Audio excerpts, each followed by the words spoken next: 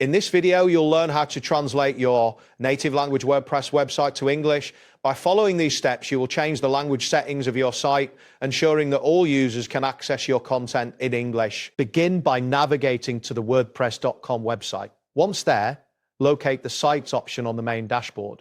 This is typically found on the left sidebar of the screen. Clicking on Sites will take you to a page that lists all your WordPress sites. Next, click on your profile icon, which is usually located at the top right corner of the page. This will open a drop-down menu. From this menu, select Account Settings. You should now see the settings page where you can adjust various preferences related to your account. After that, look for the Interface Settings option on the Account Settings page. This can be found as a tab in the left side. Clicking on this will direct you to the Interface Customization options for your account. Now, locate the Interface Language section.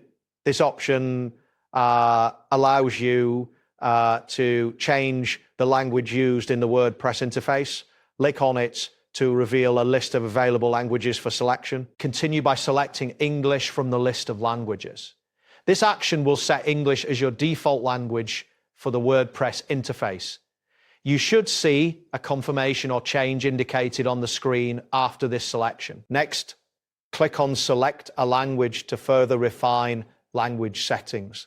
This will present you with more language options. Make sure to select language to proceed with the next step. Then, choose English again from the available languages in this section. Confirm that the selection has been made successfully. The interface should reflect this change immediately. Finally, click on Apply Changes to save your new language settings. Once this action is completed, a confirmation message may appear indicating that the changes have been successfully applied. It is important to verify that the language has been updated across your site. That wraps up today's guide. Thanks for watching, and catch you in the next tutorial.